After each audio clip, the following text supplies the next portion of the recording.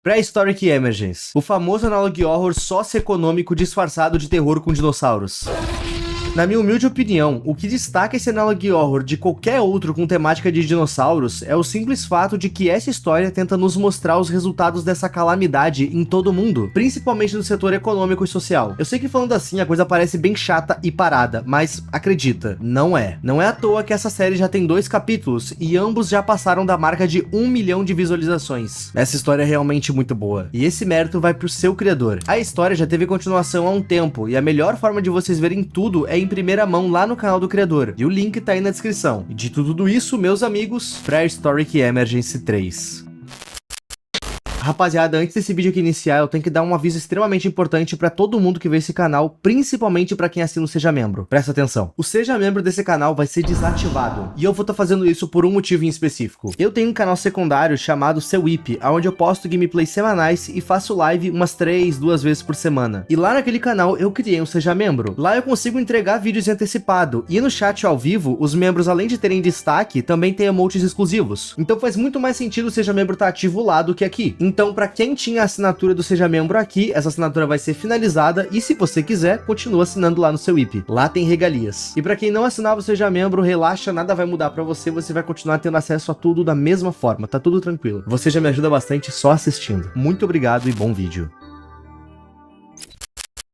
Pra quem não lembra ou não viu as outras partes que eu já cobri aqui de Prehistoric Emergence, eu vou dar um resumão. Basicamente, crateras começaram a surgir em todo o canto do mundo, e dessas crateras, criaturas pré-históricas começaram a emergir no mundo moderno. Mais pra frente, alguns acontecimentos na história vão dar a entender que tudo isso foi premeditado, que essas coisas não estão saindo da Terra à toa. E o ponto principal dessa teoria é que um dinossauro diferente surge na Terra, um dinossauro de aparência muito específica, e o seu nome, curiosamente, era Daba. E Daba é um nome que em certas religiões e crenças tá ligado ao fim do mundo. No momento em que o Daba surgir é porque o apocalipse tá próximo. E em cima disso, a teoria foi formada. Prehistoric Emergence é nada mais do que uma história sobre o apocalipse sendo feito por dinossauros. Os humanos irritaram algo ou alguém, e esse alguém tá fazendo o segundo dilúvio. E no ponto da história que a gente tá, a coisa tá bem avançada. Pra conter essa calamidade, foi criada uma força-tarefa chamada Comissão Global de Assuntos Pré-Históricos, a GEPAC. E essa GEPAC conseguiu capturar o Daba para estudos, e dentre as diversas descobertas que a gente viu eles fazendo, a mais assustadora delas é que Daba é inteligente. Inteligente num nível de interpretar uma câmera, saber para que ela serve e que tem alguém olhando ela do outro lado. E pasmem, ele ainda sabe falar.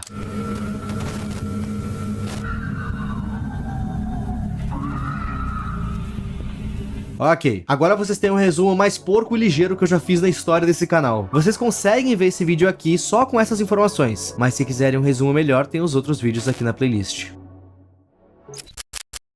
Nesse vídeo, a gente tá na pele de Jason, um mero civil em toda essa história. O Jason tá dirigindo a caminho da casa de um amigo dele. Só que no meio do caminho, a mãe do Jason vai ligar pra ele desesperada. Ao que tudo indica, esse Jason tem um irmão chamado Ben. O que rola é que esse Ben tá desaparecido. Ele tinha saído pra ir numa reserva que tinha ali perto. Reserva essa que, segundo as notícias, estava totalmente segura de qualquer ameaça pré-histórica. O Ben foi pra lá, mas tá sumido desde então. Ele não atende o celular e nem dá nenhum sinal de vida. E como o Jason já tá na rua, a mãe dele ligou pra ele pedindo pra que ele fosse até essa reserva ver se o irmão dele tá bem. E o nosso querido Jason, relutante, resolve ir. A reserva ficava um pouco longe, mas o irmão dele pode estar em perigo. Detalhe que quando ele recebeu a ligação da mãe dele, tava começando a anoitecer. E quando ele de fato chega na reserva, já tá de noite. Era realmente meio longe. O nosso protagonista vai ficar andando por lá chamando pelo Ben, mas não dá nada. Também o fato da reserva tá muito escura dificulta muito enxergar ali. Mas quando o Jason passa por uma ponte, ele ouve vindo do rio abaixo o celular do Ben tocando. A mãe dele provavelmente estava ligando pra ele, procurando por ele ainda. O Jason desce correndo, e quando ele chega mais perto, ele enxerga o braço do Ben. Ufa, ele encontrou o irmão então. Ele viu só o braço dele. O Jason chegou tarde, e o Ben perdeu a vida pra algum predador. Pausa pra explicação. Se a gente for na descrição do vídeo, a gente vê que o jornal Azul News, que é tipo o G1 desse universo, tava confirmando que essa reserva chamada Call Gary tava segura de qualquer animal. O medo da GEPAC era de que uma espécie de pterossauros imigrasse pra cá. Os infames Asdarquídeos. Mas aparentemente eles conseguiram conter esses bichos de virem pra cá. Mas a emergência pré-histórica é bem imprevisível. E não foram as Darquídeos que se instalaram por aqui. Oh God!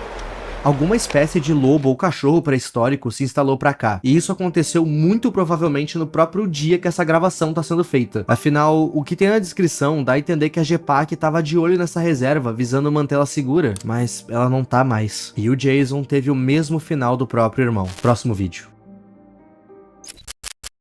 Nesse vídeo a gente vai acompanhar mais um civil, no caso, uma moça youtuber, o dono do canal Dino Chaser. Essa moça basicamente pega sua câmera e vai sozinha atrás de dinossauros pra gravar. Ela provavelmente é alguém fascinado em dinossauros, mas aquele fascínio doentio onde tu sabe que tu vai acabar mal nisso, só que tu não liga. Essa é Dino Chaser. Na descrição do vídeo a gente pode ler algumas aventuras que essa youtuber já se enfiou, mas essa aventura aqui vai ter um final. Ela tá indo pra Argentina. Isso porque tem sido relatado que lá vive uma criatura extremamente perigosa. Pessoas têm encontrado pegadas enormes em um local chamado Gran Chao, mas ninguém conseguiu comprovar a existência de um dinossauro nessa região ainda. Então fica a dúvida, o que é isso? Embora ninguém tenha visto ele ainda, ele já recebeu um nome popular, Behemoth. Se tu entende um pouco de demonologia, tu já sabe a origem desse nome. Behemoth, segundo o livro de Jó, se trata de uma criatura colossal, mística e poderosa, representando o poder da criação divina. Tá.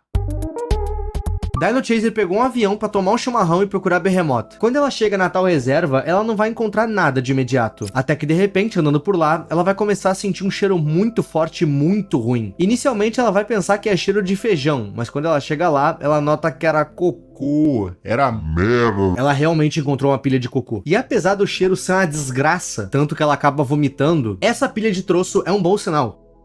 Quer dizer que ela tá perto do tal Behemoth. Enquanto ela continua andando por aquele caminho, ela cita ter visto muita grama e muita folha mastigada pelo chão, o que pode indicar que o tal Behemoth é herbívoro, só come planta. E pelo fato dela estar atrás de um herbívoro, isso faz ela ficar mais tranquila, achando que ela não tá em perigo. Ok, enquanto ela tá nos contando esse pensamento, isso aqui acontece. I'm chasing an herbivore, so I shouldn't be in any danger, given the size of...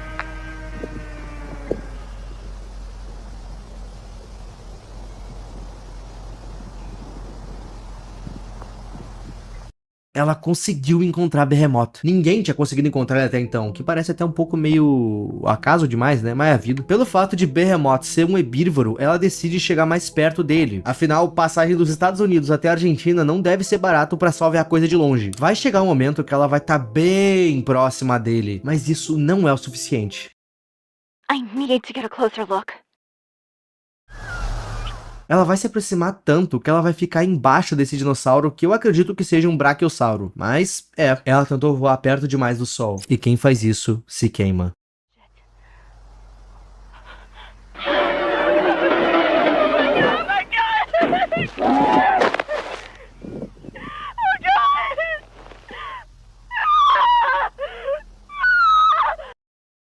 Nossa querida Dino Chaser acaba perdendo a vida pra esse dinossauro, que não era herbívoro? Por que ele atacou ela? Então, ele é herbívoro, mas não é trouxa. Dino Chaser invadiu o espaço dele, o que fez ele se sentir ameaçado, e por isso ele partiu pra cima dela. Ele não ingeriu ela, só deu um fim mesmo.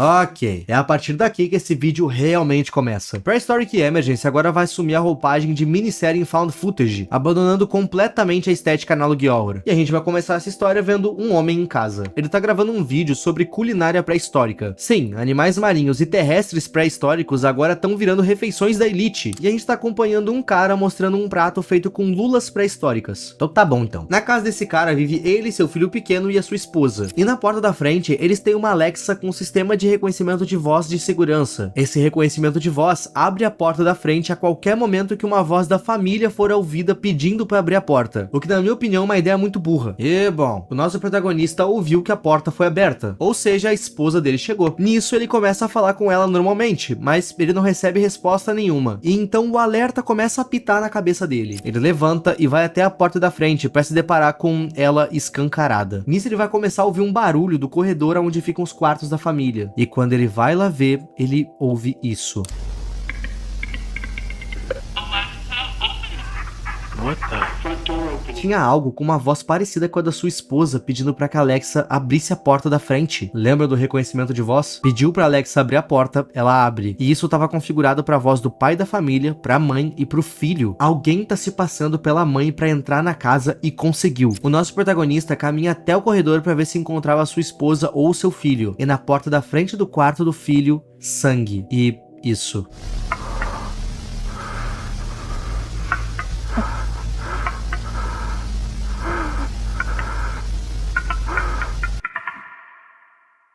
Agora eles conseguem imitar as nossas vozes e eles vão usar isso pra criar emboscadas. Ok. A partir daqui a gente vai acompanhar um soldado da FEMA. Eu literalmente escrevi FEMA no roteiro, eu tô com a cabeça lá em No Not Human. A gente vai acompanhar um soldado da GPAC, e o seu nome é Gray. Basicamente, esse soldado recebeu uma missão vinda diretamente do comandante. Ele vai precisar cuidar da casa da neta do senador da cidade. Isso porque naquela região começaram a acontecer diversos desaparecimentos. Esse cara que a gente viu agora no começo é um desses casos. Inicialmente, a polícia local foi colocada para investigar o que estava rolando, mas todos os policiais que foram designados para isso estão com Deus agora. Então a GPAC entrou em ação. Essa operação tá sendo feita toda na encolha, porque eles não querem que a população entre em histeria de novo. Ao que dá a entender, o mundo inteiro tá mais calmo em relação às criaturas pré-históricas, porque o governo e a GPAC estão conseguindo abafar muito bem o caso. E bom, esses desaparecimentos certamente são as criaturas, bem como a gente viu no primeiro vídeo. É por isso que eles estão fazendo tudo na encolha. Eles estão abafando o caso, a população acha que as criaturas pré-históricas estão quase desaparecendo. Chegando na casa, o soldado Gray vai se encontrar com outro soldado que já estava no local. Pat é o seu nome. E essa casa que eles estão é justamente a casa da neta do senador. Só deixando claro que isso aqui é um pouco confuso. A neta do senador não foi atacada. O que rolou é que a casa dela fica perto onde as pessoas estão sendo atacadas. Então a GPAC veio dar uma moral pro senador. E pra população, né? Dei spoiler sem querer. O Pat vai começar a encher o Gray de perguntas. O Gray é o típico durão que não fala quase nada. E o Pat é aquele cara que não fica quieto, que tá toda hora perguntando um monte de coisa. Segundo o Pat, vários soldados da GPAC, mesmo treinados, não estavam prontos para as criaturas que eles encontraram fora dos campos de treino. Nisso, o Gray diz que a GPAC foca os treinos em uso de armas de fogo e comportamento das criaturas. Só que ele é autodidata e treinou além disso. Segundo ele mesmo, ele é o soldado mais preparado para essa missão, soando quase como algo pessoal a luta dele com essas criaturas. Mas enfim. Outra coisa pra sinalizar é que a GPAC só tá mandando soldados pra essa região porque o local onde aconteceu os desaparecimentos fica perto da casa da neta do senador. Senador esse que tem sido um apoiador de uma lei que beneficia a GPAC. Beneficia muito provavelmente economicamente. Se tu viu as outras partes dos meus vídeos sobre essa série, tu sabe que a GPAC é bem sujeira nesse sentido. Isentou um monte de rico, taxou um monte de pobre.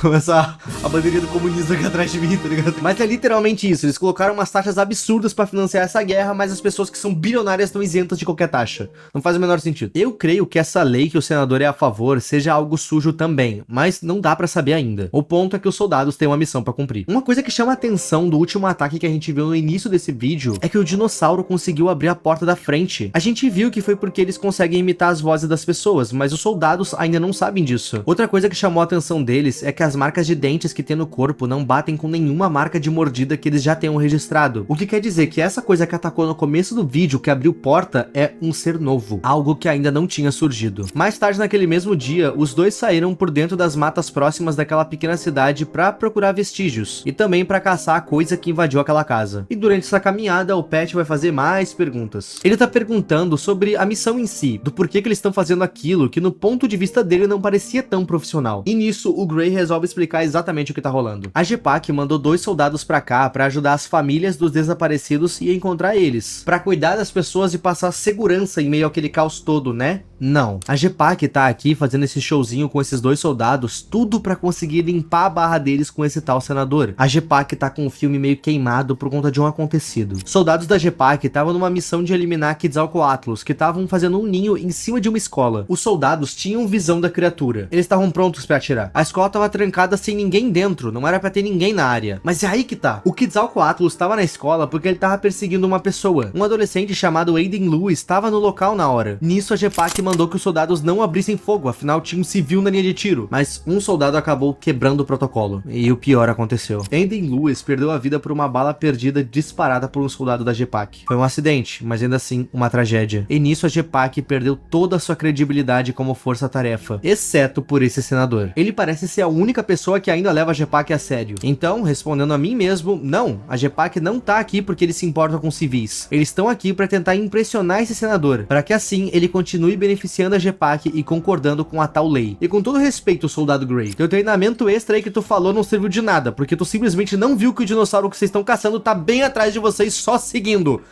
Faltou ar. É engraçado que, tipo, eles colocaram câmeras e a gente viu que o negócio tá ultra perto deles. Mas nem mesmo com as câmeras eles conseguiram ver o dinossauro na volta. Pelo menos não de imediato. Roteiro, né? A história tem que andar. A missão deles é bem simples. Eles vão ficar monitorando a área até que eles consigam encontrar esse dinossauro novo que conseguiu invadir uma casa. Por isso eles encheram a floresta de equipamentos. 24 horas de monitoramento, 7 dias por semana, até acharem a criatura. Gray e Patch vão ficar se revezando nessa função. Todo esse esforço só pra impressionar o senador. Depois de 2 dias monitorando aquela floresta por meio do equipamento, finalmente eles conseguiram o sinal da criatura. Uma matilha de lobos gigante foi simplesmente dizimada por algo. Muito provavelmente o mesmo dinossauro que a gente viu no começo do vídeo, que é o que eles estão procurando. O que rola é que a partir daqui Gray e Patch vão se dividir a mando do comandante. E por vontade do Gray também. O Patch vai ficar cuidando das câmeras no QG deles, enquanto o Gray vai na mata sozinho investigar o que atacou os lobos. O Patch não queria ter ficado. Ele ficou contra a vontade dele. Ah, Ip, então quer dizer que o Gray vai sozinho mesmo atrás de um dinossauro? Não. Tem uma equipe de ataque chegando na área para auxiliar ele. Ele tá sozinho só por enquanto, só que esse enquanto vai durar 19 minutos, que é o tempo que ia levar para a equipe chegar até lá. Nisso, Patch vai bater pé com o comandante dizendo que ele tinha que ir auxiliar o Gray, e o comandante vai acabar cedendo. Agora, Patch e Gray estão na rua. Detalhe que o Gray não queria o Patch junto dele, mas realmente é melhor eles irem de dois. E aqui a gente vai notar uma certa sensibilidade com as criaturas vinda do Gray. Ele parece ser extremamente durão o tempo todo, mas aqui ele vai mostrar um lado meio piedoso. Acontece que eles não acham um dinossauro, mas eles acham uma criatura pré-histórica, um herbívoro pré-histórico. Ele é herbívoro e é filhote. Ele não representa ameaça alguma pra ninguém. Pois bem, o comandante manda eles atirarem nesse herbívoro mesmo assim. Abre aspas. Qualquer caça pré-histórica prova que somos capazes de fazer o nosso trabalho. O Gray ainda assim vai ficar relutante, mas o comandante fala que se eles não trouxerem a carcaça desse animal com eles, como prova de que, a gente sabe defender o povo, ambos vão ser dispensados. E nisso eles ficam naquele impasse. A gente vai conseguir atirar nesse ser inofensivo? Não enquanto a mãe dele estiver ali. Are we going to...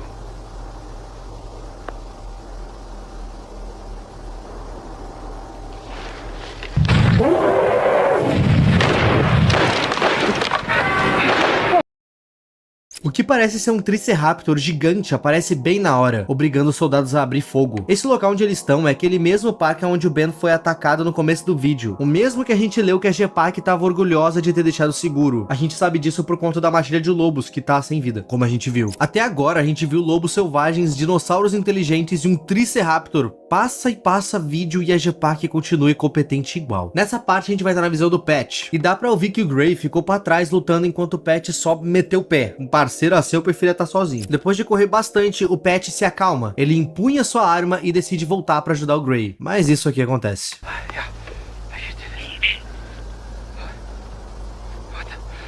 A gente já ouviu essa voz robótica antes. What the... O dinossauro que imita a voz está aqui, tentando chamar a atenção do Patch, falando o nome dele. Mas antes que ele possa dar atenção pra isso, o Gray aparece. Ele deu um fim no Triceraptor e conseguiu sair de lá com vida, sozinho. Agora eles têm um Triceraptor gigante sem vida. Isso é o suficiente para impressionar o governador e ir embora de lá. Afinal, um predador enorme foi tombado. É isso que o comandante da GPAC diz. Missão encerrada. A segurança tá vizinha. Hã? A vizinhança tá segura. A segurança tá vizinha. A vizinhança tá segura. Basicamente o comandante da GPAC quer apresentar esse rinoceronte dizendo, a gente destruiu o que tava fazendo as pessoas sumirem. A vizinhança tá segura. Ele tá mandando os caras finalizarem a missão assim. Só que a gente sabe que não foi resolvido problema nenhum, uma vez que não foi esse rinoceronte que invadiu a casa. Foi o dinossauro que sabe imitar vozes. O Patch ouviu ele na mata. Ele só não notou que era um dinossauro chamando ele. E outra coisa, agora a gente tem um filhote herbívoro sem mãe. O Gray foi obrigado a dar um fim no Triceraptor, e ver essa cena do filhote no corpo da mãe sem vida deixou o Gray de consciência muito pesada. Pat e Gray voltam pra casa da neta do senador, aonde é o QG deles. Afinal, regras são regras. Eles não resolveram um problema, eles só fizeram uma grande cortina de fumaça. E bota grande nisso. Eles voltam pro QG pra arrumar as coisas deles e meter o pé. E antes que vocês estejam se perguntando, a equipe extra chegou e muito provavelmente tá cuidando do corpo do Triceraptor pra usar de troféu. Antes deles dois irem embora dali, eles resolvem tomar um destilado. Por que não? Temos armas de fogo e estamos em missão? Vamos encher a cara. Nessa cena eles vão conversar um pouco. É o famoso diálogo expositivo pra dar mais contexto dos personagens e do que eles sabem. É engraçado que literalmente o primeiro diálogo que eles têm é que... Lembra que a gente viu na última parte que o Daba tava preso num laboratório da GPAC sendo estudado? E então, essa informação não foi dada nem pro público geral e nem mesmo por soldados da GPAC. O que aconteceu é que existe um boato por aí que a GPAC capturou um dinossauro chamado Daba e tá estudando ele. Mas isso é tudo mentira, né? É isso que o Pat, o Gray e o resto da humanidade acham. Os soldados da GPAC não sabem o que a própria GPAC tá fazendo. E eu achando que a GPAC tinha salvação. Ah, Ip, por que seria ruim estudar o Daba? Ele é um dinossauro como qualquer outro. Não, ele não é. Ele é todo anormal, mas dar todo o contexto aqui é coisa demais. Então eu convido vocês a irem lá olhar o primeiro e o segundo vídeo. Mas saibam, o Daba tinha que ser sacrificado. Ele vivo é um perigo imenso. Nessa conversa, o Pat desabafa um pouco com o Gray. Ele fala sobre como ele queria sentir que tava salvando o mundo junto da GPAC, mas a gente viu que quando a situação aperta, ele foge. Ele fala que ele sente uma braveza forte dentro dele, mas um pânico muito terrível também. E ele entrou pra GPAC pra tentar salvar o mundo. Amigos, entendam. A calamidade desse universo é tão forte que qualquer pessoa pode se alistar. Talvez tu não seja aceito, mas tu pode tentar se alistar. O Pat queria tentar ajudar a salvar o mundo. Foi por isso que ele entrou pra GPAC. Nisso ele pergunta o porquê que o Gray se alistou. E com o Gray o buraco é um pouco mais embaixo. Na primeira parte dessa série, a gente viu diversos acontecimentos que rolaram, e um em específico marcou os Estados Unidos como o mais terrível. Um massacre que rolou no centro de uma cidade envolvendo 19 Tiranossauros Rex e mais de 300 vítimas. Vítimas fatais. O Gray tava no local do ataque e quase fez parte dessa estatística, tendo ficado cara a cara com o T-Rex. Mas apesar dele ter saído vivo disso, ele não teve um final feliz. Afinal, Gray perdeu alguém que era importante pra ele nisso tudo. E foi esse o gatilho, foi essa perda que fez ele querer entrar pra GPAC. É um bom desenvolvimento de personagem. Na manhã seguinte, o Gray e o Pat vão embora. Mas no meio do caminho, o comandante liga pra dar ótimas notícias. Depois que eles resolveram o problema, a filha do senador voltou pra casa dela. E adivinha? Ela já tá dada como desaparecida. Afinal, eles não resolveram problema algum com o Triceraptor. Dá muita raiva nessa cena. O comandante da GPAC vai dar uma dura neles, como se eles tivessem feito o trabalho errado. Ele chega a pedir pra eles rezarem pra darem um jeito nisso. Afinal, era o trabalho deles garantir a segurança da neta do senador. Sendo que foi esse mesmo comandante que quis dar a missão por cumprida depois que eles tiraram a vida do Triceraptor. O Triceraptor seria um bom troféu, seria, ó, a gente resolveu, tá aqui a solução, o bicho tá sem vida. Só que não resolveu nada. Enfim, ordens do comandante não se desobedece. Os dois se enfiam na mata de novo. E eles nem precisam andar muito por lá pra encontrarem a orelha da neta do senador. Mas é só a orelha. Nessa hora eles vão acabar ouvindo gritos no meio da vegetação. Inicialmente eles vão pensar que são gritos da própria. Mas depois de ouvirem um certo padrão, o grito se repetia de uma forma anormal, o Gray notou que não se tratava da neta do senador, e sim de uma imitação. Aquela criatura tá aqui de novo. O Pat vai acabar sendo pego por uma dessas coisas. E na base do tiro, o Gray vai conseguir terminar com um dinossauro. E a gente, no POV de outro dinossauro, também é abatido pelo Gray, que avisa o comandante pelo rádio que o Pat tá desaparecido. Ele vai pedir ajuda médica e reforço pra encontrar o Pat, que foi pego por uma dessas coisas. Enquanto aguarda, o Gray ainda vai ficar ali pela área pra acabar com mais dessas coisas. Essa coisa tem uma aparência que se assemelha bem mais com uma ave em si. Parece uma mistura de Velociraptor com Dodô. E essa junção tem nome: Ostromysauron. Eu não conhecia essa espécie. Curiosidade: existe uma discussão na internet em torno da dúvida se essa espécie conseguia imitar sons. Por isso que ele foi escolhido pra ser o dino que imita vozes. Prehistoric Emergency sempre foi uma série meio pé no chão com as espécies que aparecem, tanto no local quanto com o comportamento. No final do vídeo vai ficar entendido que o Gray achou o corpo do Pat, e quando ele vai prestar condolências, uma dessas coisas tenta atacar ele por trás, mas ele consegue terminar com essa coisa na faca, num estilo bem Leon do Resident Evil 4 Remake. Mas calma, não acaba assim. Durante os créditos desse vídeo, a gente fica sabendo que de fato o Pat tá com Deus, e também que o Gray conseguiu terminar com várias daquelas coisas e realmente deu cabo de uma delas com uma faca. O que foi extremamente impressionante, afinal, a gente tá falando de um homem com uma faca de caça contra um animal pré-histórico. A GPAC também confirma que a missão foi um fracasso. Afinal, a neta do senador tá desaparecida. Eles sequer conseguiram encontrar os restos mortais dela pra dar ela como morta. Provavelmente ela foi engolida viva e nesse meio tempo tá na pancinha de algum dinossauro. E piora, o que a GPAC temia rolou. O senador, que antes era o único que ainda dava ouvidos pra GPAC, ele não quer saber dessa força-tarefa mais. O que oficialmente deixou a GPAC sem apoio monetário. Lembra que esse senador era a favor de alguma lei que ia beneficiar a GPAC? E então, aqui no final a gente descobre o que era essa lei. O que o senador aprovava era um projeto de lei criado pela própria GPAC. E nesse projeto de lei, todo mundo vai pra guerra querendo ou não. Se tu é maior de idade, homem ou mulher, vão colocar uma farda em ti, te dar uma arma, mesmo tu nunca tendo visto uma na vida, e tu vai pra linha de frente. Pessoas deficientes ou então com transtornos e mulheres grávidas estão livres de qualquer obrigação militar, porém vão ter menos prioridade de segurança. Caso tu seja uma pessoa que atende os requisitos pra entrar na guerra, mas não quer ir, tu pode se isentar. Basta tu pagar a quantia singela de $1 milhão pra GPAC. Eles falam que esse valor vai servir pra financiar a guerra. Afinal, munição, granadas, balas, médicos, carros, coletes e tudo mais é caro, né? Mas me diz uma coisa, que se viu que vai ter esse dinheiro. A GPAC tá fazendo isso por uma questão de ego. Eles estão fragilizados e sem credibilidade, então eles querem ser o maior exército do mundo em números. Mas não é mais fácil ter 1000 soldados treinados que 1 milhão de pessoas inexperientes em combate? Eu acho que seria até mais barato ter menos gente. Se essa lei fosse aprovada, isso ia ser uma...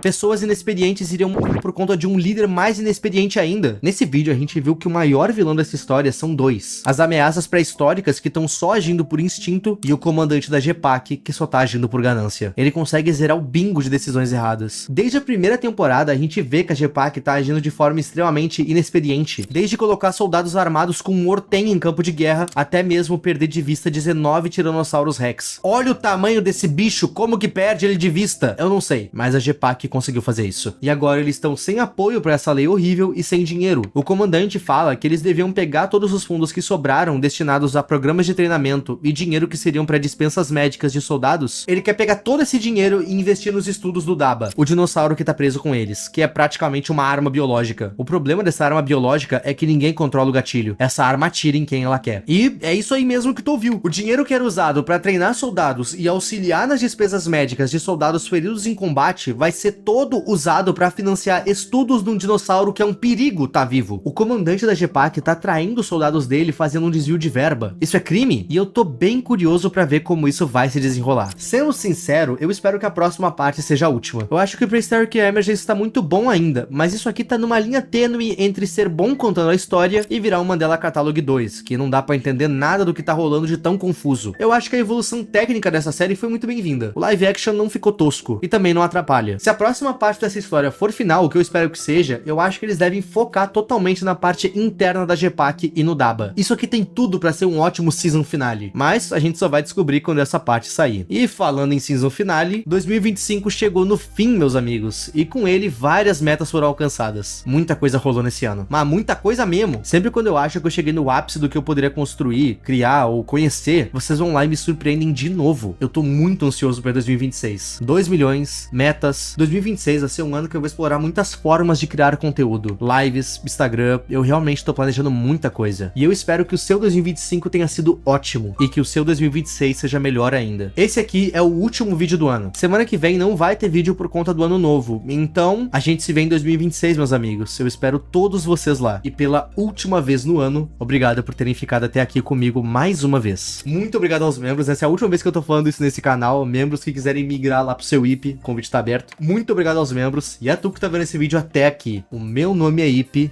e tchau.